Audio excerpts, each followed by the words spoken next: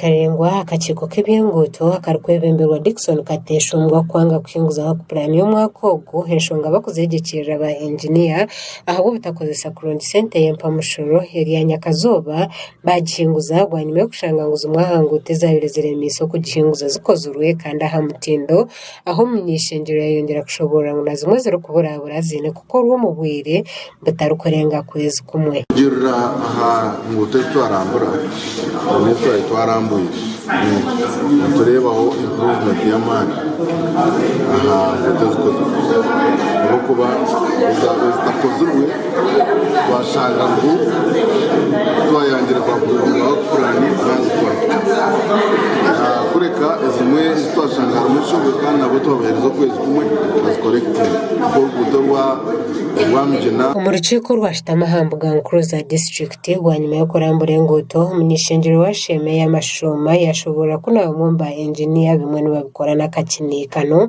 bakugira ngu abebembezi tiine eki barikubaasa kubakora. Give us those minutes, then we shall write to IGG to come and investigate based on your minutes. We should bring IGG, I support. Aba barebukaho barikutabukira engineer wa town council ya Shuku hoona council yashitamire karuga kwa kanisa ebyakozirwe ebi bashoboora ngu tarimu nakingana bushaho bweyahirwe sente nyamwingi kukora oruguuto rwa Nyihanga kuza Kishabya rya Kahaya. Karavayo, engineer, be frank and tell these people here, which clearly was not done. In fact, meesha kugamba Shuku, Karavayo with Honorable Nyaki, it was too much.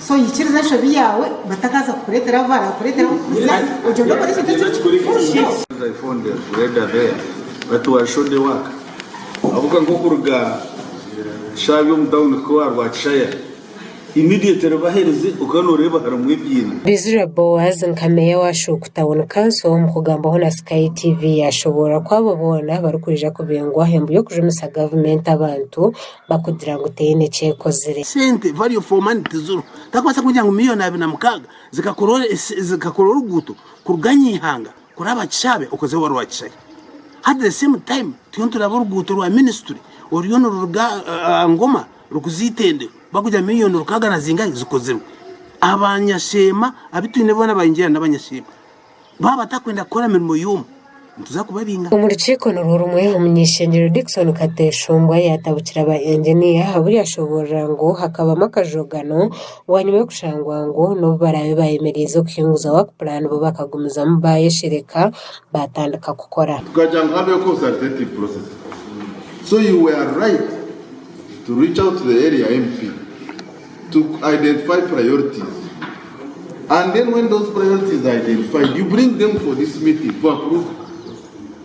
Ati wagenda wagenda wa spending a sente wa commissioning organs. Already you are saying you have already spent 100 and something million against which work plan? As the weather forecast, and that area is in my constituency, and they asked me to contact Ministry of Works. I contacted the PS, but I didn't know that they had started paying for anything. Aho urukiko rwahwera engenderwaho zakorwa wabebembezi bashobora kwabaho nkwatansanira karumwe babana bende ntungukire buke tokayero hebtoje naza gukora sente kunga kabona abo nguto zito. That one we should not do it.